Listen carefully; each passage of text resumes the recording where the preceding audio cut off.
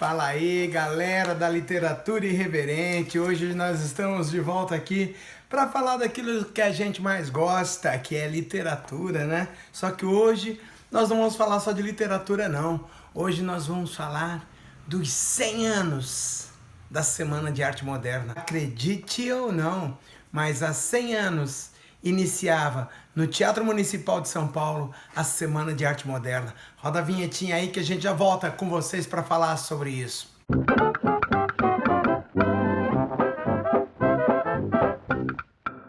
Então, galera da literatura irreverente, ontem na nossa discussão sobre literatura moderna, nós estávamos discutindo justamente o pré-modernismo. E aí trouxemos 3 grandes nomes do nosso pré-modernismo, que é aquilo que antecedeu justamente a Semana de Arte Moderna, na verdade. Eu já falei agora essa semana passada sobre Euclides da Cunha, a obra dele, Os Sertões, que é literatura jornalística e que ele logo depois do lançamento, poucos anos depois, ocupou uma cadeira na Academia Brasileira de Letras.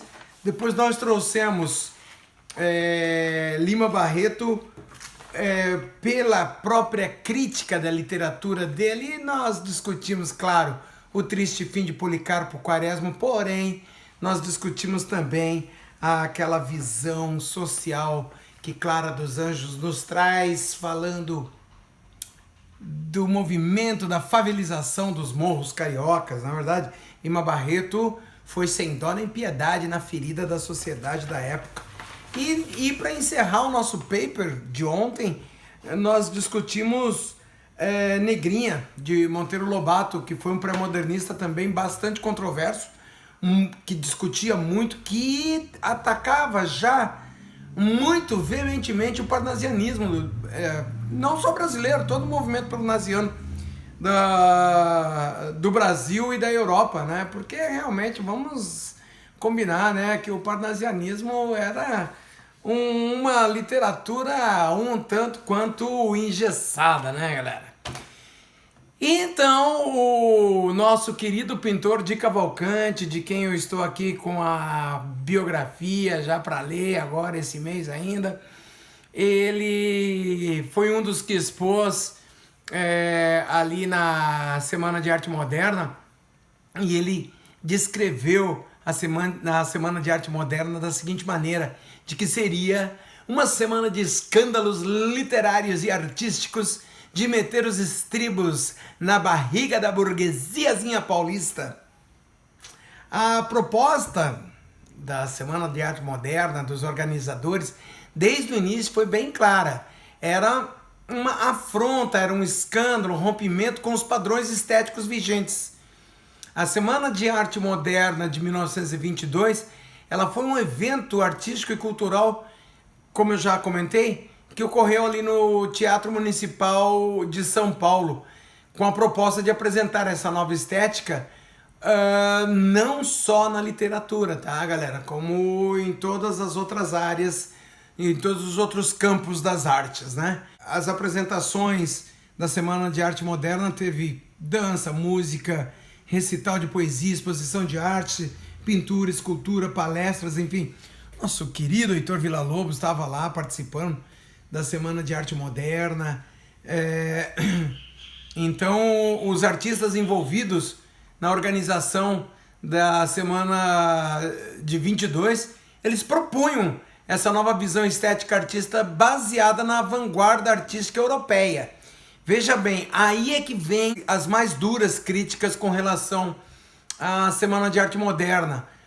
Porque apesar deles estarem inaugurando a corrente do modernismo no Brasil, esse movimento ele já vinha da Europa.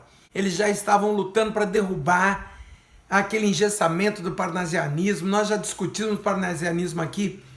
Para mim, Olavo Bilac é um cara, ora direis, ouvir estrelas, mas realmente o parnasianismo é de uma poesia, de uma literatura muito engessada, muito intrínseca, e muitas vezes não cai realmente no gosto popular. E o objetivo da Semana de Arte Moderna era justamente popularizar, era justamente o rompimento com a estética da arte acadêmica, principalmente o parnasianismo, e eles queriam romper então com esse formalismo estético, artístico, eles queriam criticar a arte acadêmica, eles queriam bagunçar o coreto e inaugurar um movimento modernista brasileiro.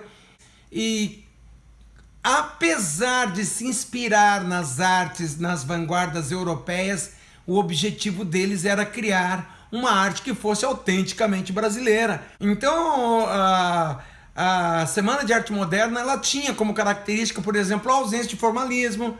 Ali os caras se apresentavam de camiseta, de chinelo. Não era bem assim, né? Na época todo mundo tinha aquela pompa e circunstância, mas enfim, houve aquela ruptura com o academicismo, o tradicionalismo artístico, houve muita crítica ao modelo parnasiano. Por que eu estou repetindo sucessivamente parnasianismo e modelo parnasiano aqui? Porque o parnasianismo foi o ocaso do movimento anterior, foi a derrocada do movimento anterior que culminou no pré-modernismo e no modernismo, certo? Então, essas vanguardas europeias, elas traziam o futurismo, o cubismo, o dadaísmo, surrealismo, o expressionismo. Nós já estudamos isso na escola, na faculdade, no nosso curso de letra, no nosso curso de literatura, já discutimos exaustivamente estes movimentos, e os organizadores e participantes da Semana de Arte Moderna do Teatro Municipal de São Paulo, dia 13 de fevereiro a 17 de fevereiro de 1922, buscava a valorização e a identidade da cultura brasileira, a fusão das influências externas aos elementos artísticos brasileiros, certo? As experimentações estéticas, utilização de linguagem coloquial. Eles falavam a gíria da época, eles não falavam com muito meme, mas falavam, né? E eles usavam aquela vulgaridade, volta a repetir aqui o nosso Macunaíma, que é o nosso anti-herói, né?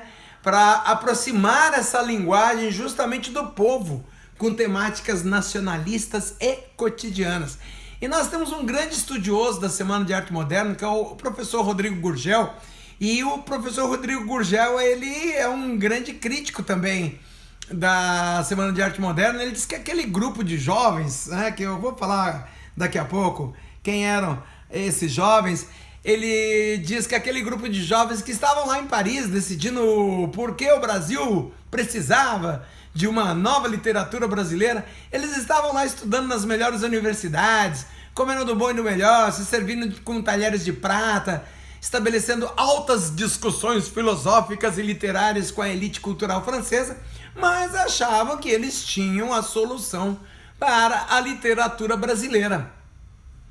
E ele continua, é a mesma arrogância, é o mesmo tipo de comportamento, algo eminentemente populista e demagógico.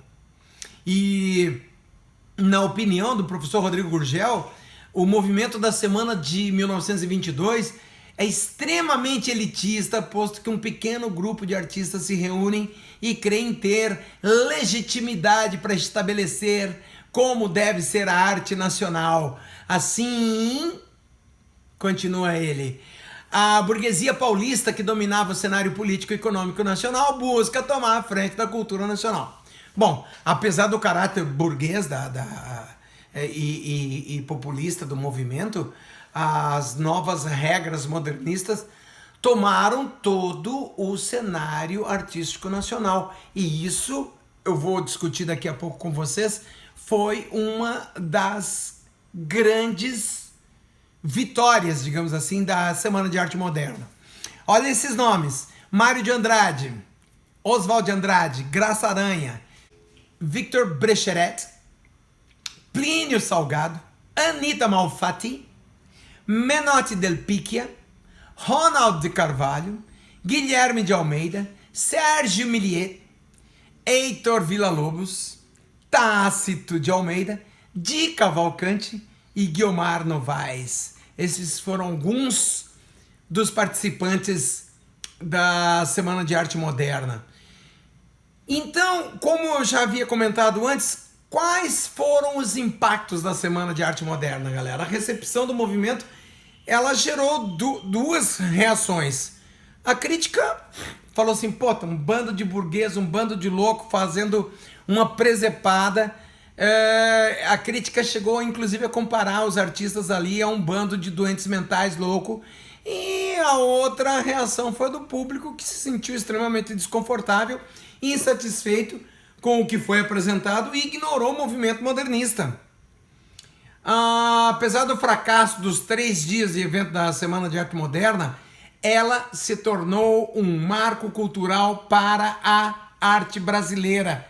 E agora o mais importante, as suas ideias se tornaram regras na academia brasileira, principalmente por influências das revistas, movimentos e manifestos após a Semana de 1922.